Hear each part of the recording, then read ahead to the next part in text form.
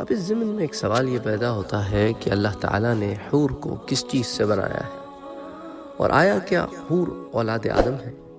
اس کو تو ہم پہلے پڑھ چکے ہیں کہ حوریں جو ہیں انہیں آدم علیہ السلام کی اولاد سے نہیں جنا گیا۔ اس ضمن میں پہلے بھی آپ کے سامنے کچھ روایتیں ذکر کر چکا ہوں، اور حضرت ابو سلمہ بن عبد الرحمن جو بہت ہی مشہور تابعی ہیں وہ فرماتے ہیں کہ اللہ تعالیٰ کے دوستوں کے لیے، یعنی کہ اولیاء اللہ کے لیے، جنت میں ایسی بیوی ہوگی جس کو آدم اور حوا علیہ السلام نے نہیں جنا ہوگا، بلکہ وہ زعفران سے پیدا کی گئی ہے۔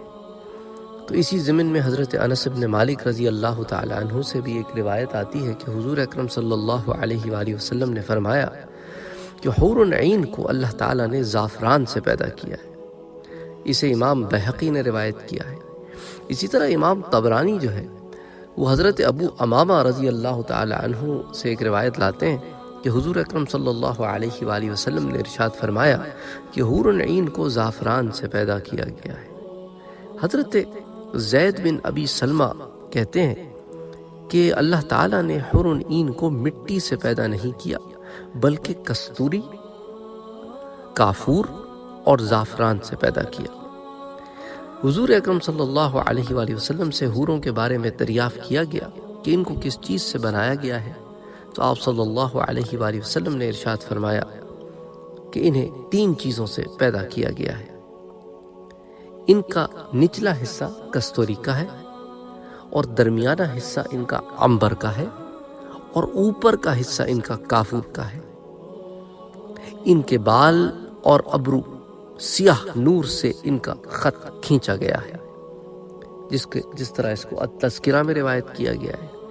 اسی طرح حضور اکرم صلی اللہ علیہ وآلہ وسلم سے روایت کی گئی ہے کہ آپ نے ارشاد فرمایا کہ میں نے جبرائیل علیہ السلام سے پوچھا اور کہا کہ مجھے بتلاؤ کہ اللہ تعالیٰ نے حور عین کو کس طرح پیدا فرمایا ہے، تو انہوں نے فرمایا، حضرت جبرائیل علیہ السلام نے فرمایا کہ اللہ عز و جل نے ان کو عنبر اور زعفران کی شاخوں سے پیدا فرمایا ہے، پھر ان کے اوپر خیمے نصب کر دیے جاتے ہیں۔ سب سے پہلے اللہ تعالیٰ ان کے پستانوں کو خوشبودار گورے رنگ کی کستوری سے پیدا فرماتے ہیں، اس پر پھر باقی بدن کی تعمیر کرتے ہیں۔ اسے تذکرۃ القرطبی میں روایت کیا گیا ہے۔ حضرت عبداللہ ابن عباس حوروں کے بدن کے مختلف حصوں کی تخلیق کے بارے میں ایک روایت بیان کرتے ہیں۔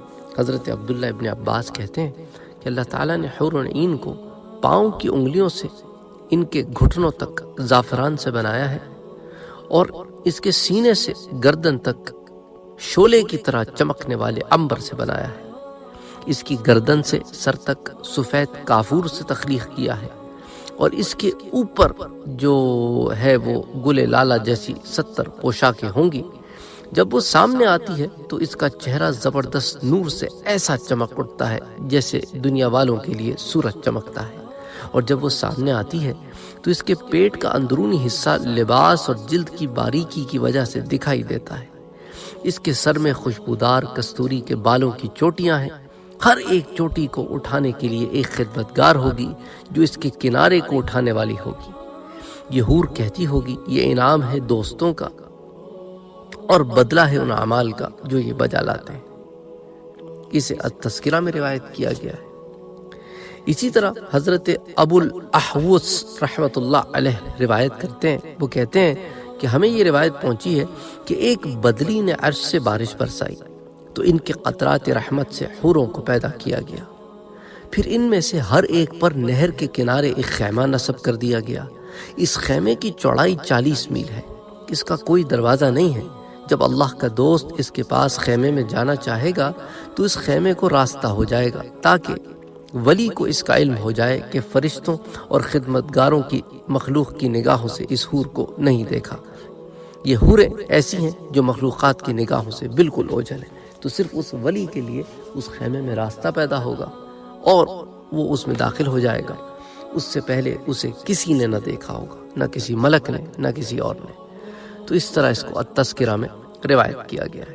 اچھا، حضرت رباح قیسی رحمۃ اللہ علیہ کہتے ہیں کہ میں نے حضرت مالک ابن دینار رحمۃ اللہ علیہ سے سنا کہ آپ نے فرمایا کہ جنت الفردوس اور جنات عدن، تو جنات الفردوس اور جنات العدن، ان کے درمیان جو ہے جنت النعیم واقع ہے، ان میں ایسی حوریں ہیں جو جنت کے گلاب سے پیدا کی گئی ہیں۔ تو اس سے اب یہ معلوم ہوتا ہے کہ حوریں جو ہیں وہ مختلف جنتوں میں وہ مختلف چیزوں سے پیدا کی گئی ہیں۔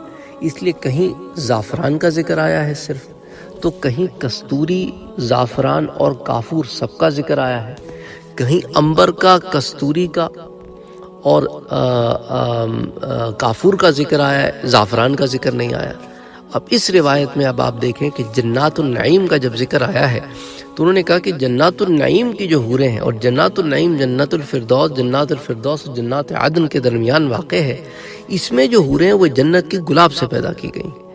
ان سے پوچھا گیا کہ جنات النعیم میں کون داخل ہوگا، تو فرمایا وہ حضرات جو گناہ کا ارادہ نہیں کرتے۔ جب وہ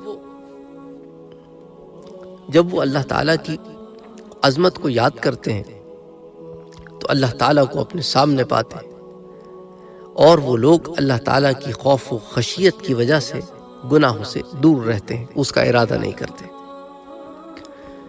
اسے ابن ابی دنیا نے صفت الجنہ میں روایت کیا ہے۔ تو اللہ تعالیٰ کی خوف و خشیت کی وجہ سے پھر ان کے درجات بلند ہوتے ہیں، اور پھر انہیں ان جنتوں میں رکھا گیا ہے۔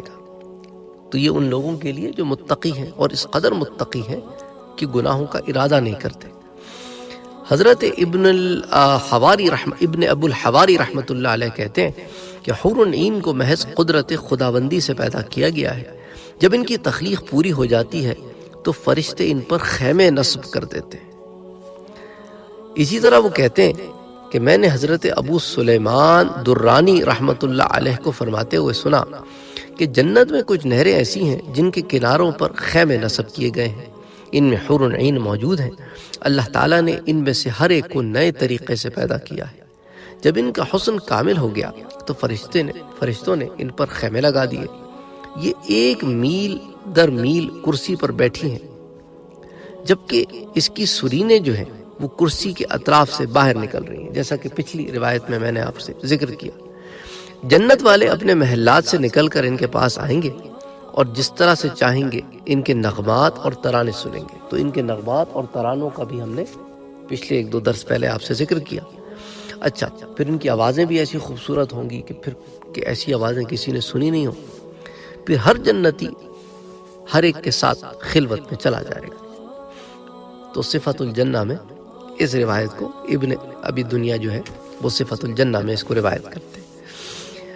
اسی طرح حضرت ابو طیبہ کلائی رحمۃ اللہ علیہ فرماتے ہیں کہ جنت والوں پر نعمتوں سے بھری ہوئی بدلی ٹکڑے ٹکڑے ہو کر سایہ کرے گی، اور پوچھے گی کہ میں آپ حضرات پر کس نعمت اور لذت کی بارش کروں؟ پس جو شخص جس قسم کی خواہش کرے گا اس پر اسی قسم کی بارش کی جائے گی، حتیٰ کہ بعض جنتی کہیں گے کہ ہم پر نو خواستہ ہم عمر لڑکیوں کی بارش ہو، تو ان پر ہم عمر لڑکیوں کی بارش ہوگی۔ تو اسے بھی صفت الجنہ میں ابن ابی دنیا نے روایت کیا ہے، پیج نمبر 292۔ اسی طرح حضرت عبداللہ ابن عباس فرماتے ہیں کہ جنت میں ایک نہر ہے جس کا نام ہے بیدخ، اس پر یاقوت کے قبے ہیں جن کے نیچے لڑکیاں اگتی ہیں اور خوبصورت آواز میں قرآن پڑھتی ہیں۔ جنتی آپس میں کہیں گے کہ ہمارے ساتھ بیدخ کی طرف چلو، چنانچہ وہ آئیں گے اور لڑکیوں سے مصافحہ کریں گے۔ جب کوئی لڑکی کسی مرد کو پسند آئے گی تو وہ اس کی کلائی کو چھو لے گا تو وہ لڑکی اس کے پیچھے چل پڑے گی اور اس کی جگہ دوسری لڑکی اگ جائے گی۔ سبحان اللہ، سبحان اللہ۔ یعنی اللہ تعالیٰ نے جنت میں وہ جو کہا ہے نا کہ مزید کا جو انتظام ہے وہ یہی ہے کہ اللہ تعالیٰ کی طرف سے نعمتیں جنت والوں کے لیے ہمیشہ رہیں گی اور ان میں اضافہ ہی ہوتا رہے گا۔ تو نہر بیدخ کی یہ حوروں کا ذکر ہے، اس کو ابن ابی دنیا نے اس کو روایت کیا ہے، اور اسی طرح حادی الارواح میں بھی آتی ہے۔ شمر بن عطیہ رحمۃ اللہ علیہ کہتے ہیں کہ جنت میں کچھ نہریں ایسی ہیں جو لڑکیاں اگاتی ہیں۔ یہ لڑکیاں مختلف آوازوں میں اللہ تعالیٰ کی حمد و ثنا بیان کرتی ہیں کہ ویسی خوبصورت آوازیں کانوں نے کبھی بھی نہیں سنی۔